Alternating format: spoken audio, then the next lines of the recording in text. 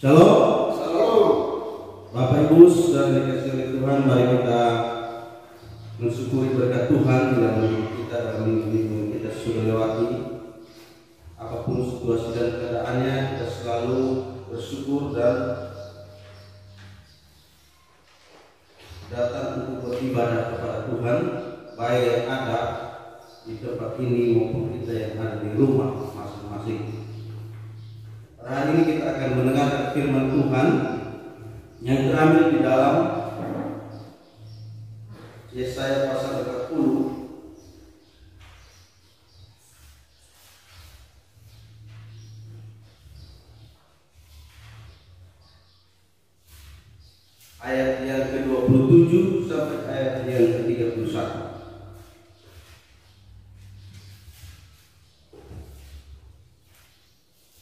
Saya membacakan ayat ini semua untuk kita. Firman, demikianlah firman Tuhan. Mengapakah engkau berkata demikian, hai Yakub, dan berkata begini, hai Israel? Hidupku bersembunyi dari Tuhan, dan hakku tidak diperhatikan Allahku. Tidakkah kau tahu dan tidakkah kau dengar? Tuhan ialah Allah kekal, yang menciptakan bumi dari ujung ke ujung. Ia tidak menjadi lelah dan tidak menjadi lesu, tidak terduga pengertiannya. Dia memberi kekuatan kepada yang lelah dan menambah semangat kepada yang tidak berdaya. Orang-orang muda menjadi lelah dan lesu, dan teruna-teruna jatuh bersama. Tetapi orang-orang yang menanti-nantikan Tuhan mendapat kekuatan baru. Mereka seumpama raja wali yang naik terbang dengan kekuatan sayapnya. Mereka berlari dan tidak menjadi lesu. Mereka berjalan dan tidak menjadi lelah. Sebelum saya menjelaskan firman Tuhan ini, mari kita terlebih dahulu berdoa, meminta pimpinan daripada Tuhan. Mari kita berdoa. Ya Tuhan, kami bersyukur karena Tuhan sudah menyertai kami dalam minggu-minggu hari-hari yang sudah kami lewati. Itu semua karena kasih dan anugerah. Bahkan kami ada sebagaimana kami ada, baik yang ada di tempat ini maupun yang ada di rumah masing-masing. Itu semua karena anugerah Tuhan. Bahkan di dalam kami mendengarkan firman Tuhan ke depan, ada di dalam kasih anugerah Tuhan. Oleh karena itu ya Tuhan, kami datang untuk memohon ampun juga dalam hidup kami. Dalam hari-hari yang kami lewati, banyak kesalahan dan perbuatan, perkataan, pemikiran yang tidak sesuai dengan firman. Ampunilah kami supaya tidak menjadi penghalang daripada berkat-berkat Tuhan dalam kehidupan kami masing-masing. Ya Tuhan, saat ini juga kami datang untuk memohon pimpinan daripada-Mu, memberikan kami kekuatan, memberikan kami kesehatan supaya kami bisa mendengar firman Tuhan dengan baik. Terima kasih Bapa yang ajar pemberitaan firman. Kami letakkan dalam tangan Allah yang Maha Kuasa. Dalam nama Tuhan Yesus kami berdoa. Amin. Bapak Ibu saudara yang dikasihi oleh Tuhan, kita akan mendengarkan firman Tuhan pada hari ini dengan tema Allah sumber kekuatan kita. Tuhan adalah sumber kekuatan. Bapak Ibu, dalam bacaan tadi kita melihat di dalam Yesaya pasal 40 ayat 27 sampai ayat yang 31. Tentu setiap kita menghadapi berbagai tentang kehidupan yang sangat. Kadang ketakutan menghantui kita. Bahkan kita juga banyak melewati hidup dengan banyak pergumulan.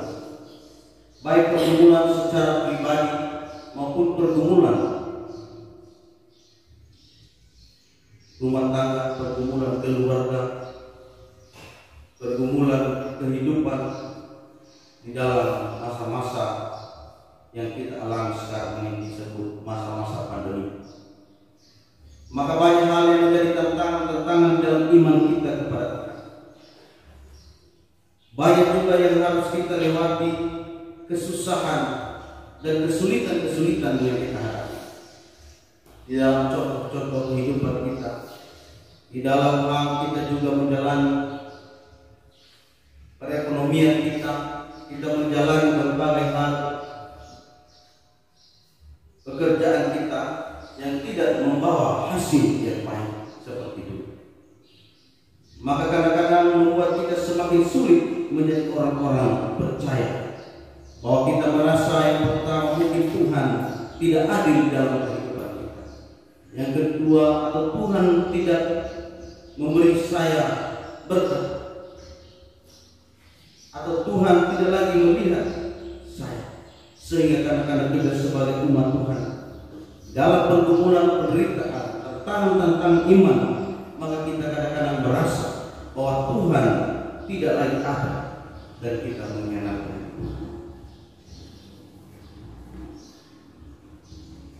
Di dalam nas yang kita baca tadi, bahwa umat Israel di tengah penderitaan di pembuangan, di permulaan, bahwa mereka pasti menderita. Mereka dibuang selama 70 tahun lamanya. Kenapa mereka dibuang menderita? Karena itu adalah kesalahan dan dosa-dosa mereka sendiri. Maka tidak terlepas juga berbagai hal terjadi dalam hidup kita. Sudah menjadi rencana dan izin Tuhan bahwa karena kita mengalami kesulitan. Tetapi bukan berarti Tuhan meninggalkan kita seperti orang Israel yang dibuang. Tetapi Tuhan tetap memperhatikan mereka, bahwa Tuhan akan menyelamatkan mereka tepat pada waktu. Oleh karena itu kita jangan juga ragu bahwa Tuhan akan menjadi penghiburan kekuatan kepada kita semuanya.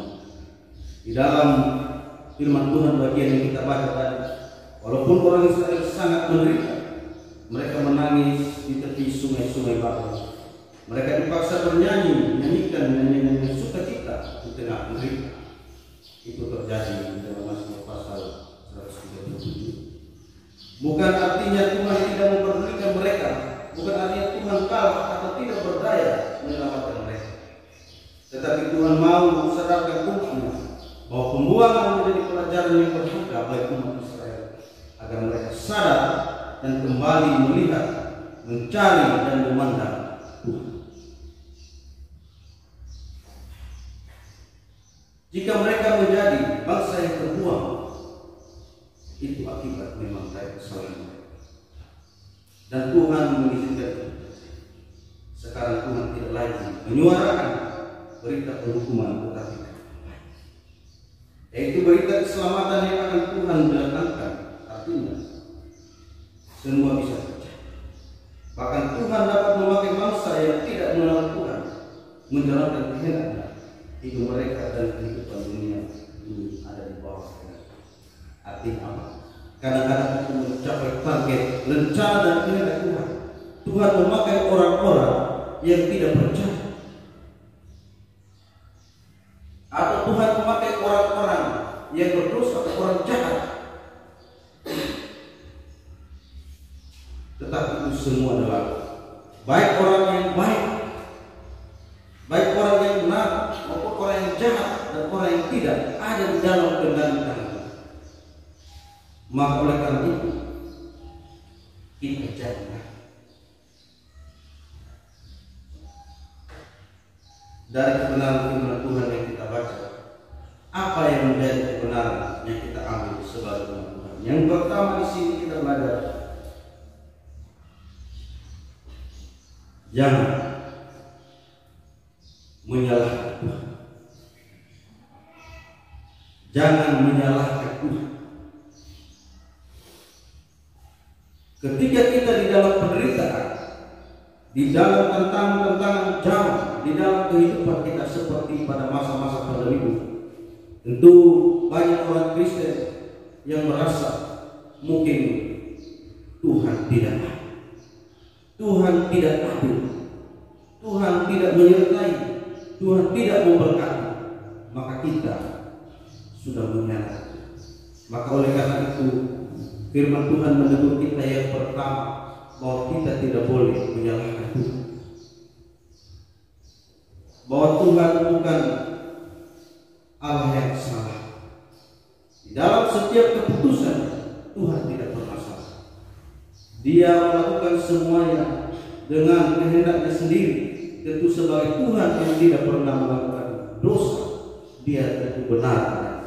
Sebab dialah yang memiliki segala apa yang ada di dalam dunia maupun di surga.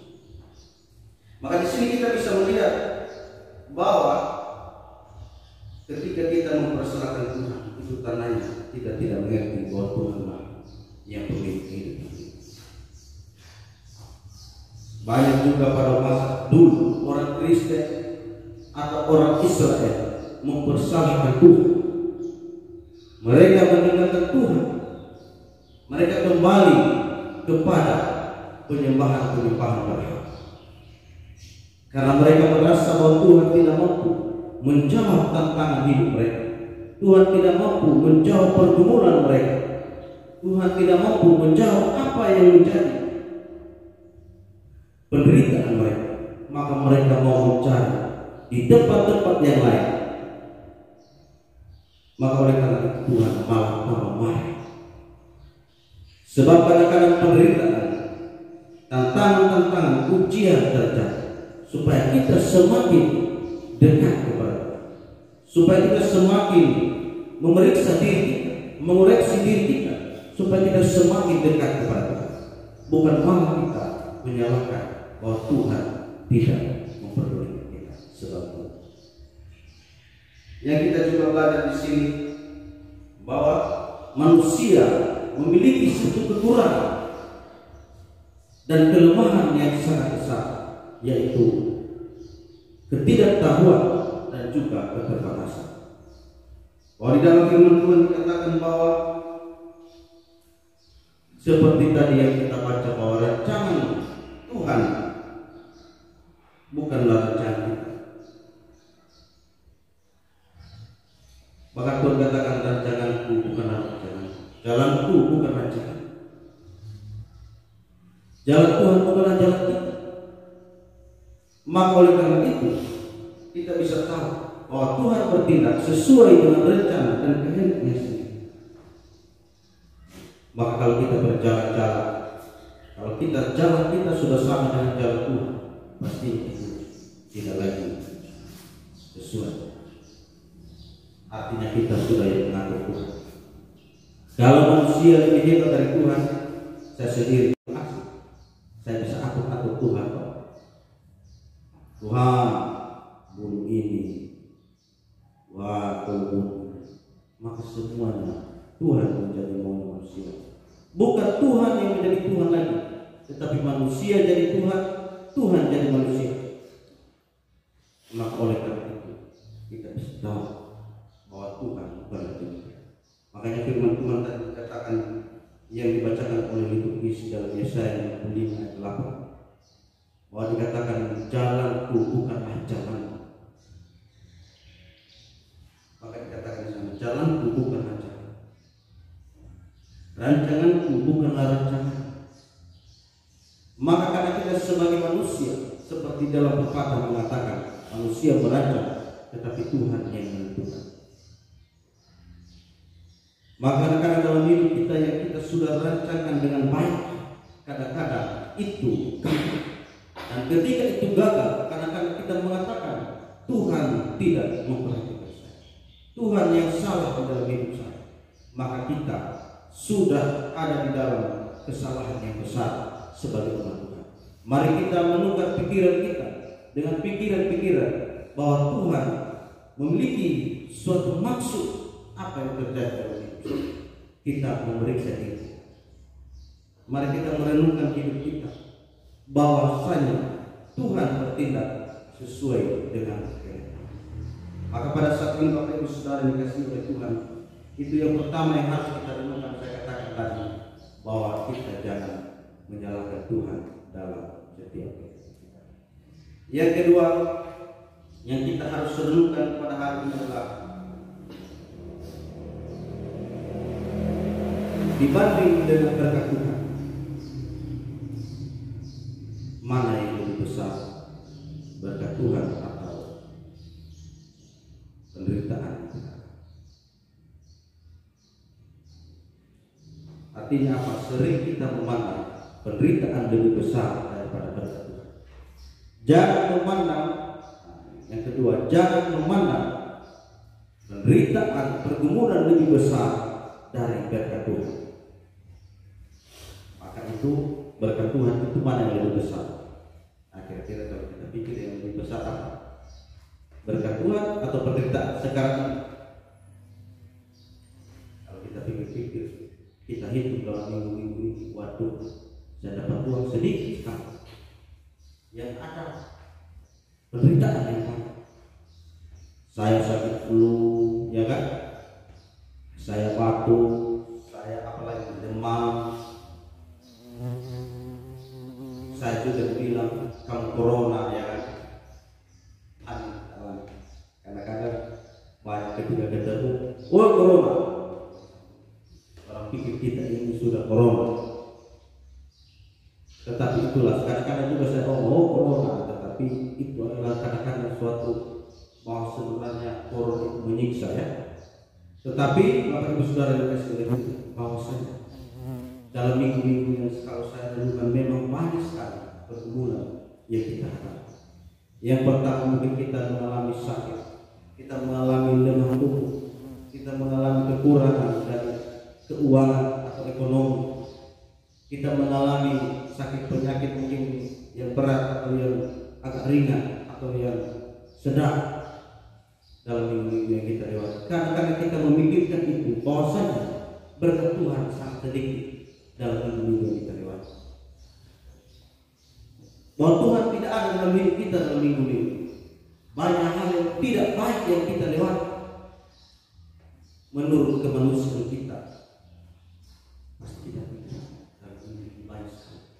Bukan berkat yang baik, hanya yang tidak baik yang saya alami. Tetapi sebenarnya di dalam minggu-minggu yang kita lewati, sesungguhnya berkat Tuhan lebih besar daripada permasalahan. Walaupun kita memikirkan saya sakit, saya kekurangan, tetapi sebenarnya berkat Tuhan sangat besar. Tetap berkat Tuhan itu tidak pernah lebih besar dari penderitaan yang kita alami. Firman Tuhan mengatakan Tuhan tidak pernah menguji kita melebihi kekuatan kita. Tuhan sudah tahu kemampuan kita. Tuhan sudah tahu sampai di mana kita tahan di dalam setiap pergumulan ini. Dia tidak mungkin sampai kita jatuh dan kita tidak berdaya. Seandainya kita jatuh dan tidak berdaya, pasti sebelum itu terjadi Tuhan pasti tolong sang kita. Itulah orang yang percaya. Maka pastinya kita adalah orang-orang yang ada di dalam hati. Orang-orang percaya dikatakan oleh firman Tuhan bahwa Tuhan menjaga kita seperti menjaga biji mata. Tentu kalau pikir-pikir Bapak Ibu semua pasti punya biji mata. Biji mata ini kalau kena sedikit saja cepat-cepat pulang. Karena kalau ada debu yang melayang belum sampai secara refleks kita sudah tutup mata kita. Tiba-tiba ada debu langsung mata kita seperti langsung kering jatuh. Itu refleks. Artinya apa? Tuhan menjaga manusia itu tidak main-main. Tetapi walaupun kita cepat-cepat juga ada, tetap juga ada debu yang masuk. Tetap kita merasa kesakitan mata kita. Apa yang kita? Kita memeriksa mata kita. Mungkin kita cuci dengan air, kita bersih. Maka kadang-kadang dalam hidup kita ketika ada sesuatu yang janggal dalam hidup kita, bukan berarti kita juga sudah berusaha, tetapi kadang-kadang terjadi. Maka oleh karena itu Bapak Ibu, ketika ada sesuatu yang janggal dalam hidup kita, ada yang sakit, ada rasa yang tidak beres, maka kita periksa sudah, kita bersihkan. Artinya kita sadarkan diri kita bahwa ada kekurangan kita, ada kesalahan kita, maka kita harus mengakuinya di hadapan Tuhan. Kita bersihkan diri kita sehingga bebas dari debu-debu kita. Maka itulah yang Tuhan mau, manusia itu selalu mengoreksi diri setiap saat, setiap waktu. Sebab manusia itu selalu namanya ketika kita masih hidup di dunia pasti kita tidak akan sempurna.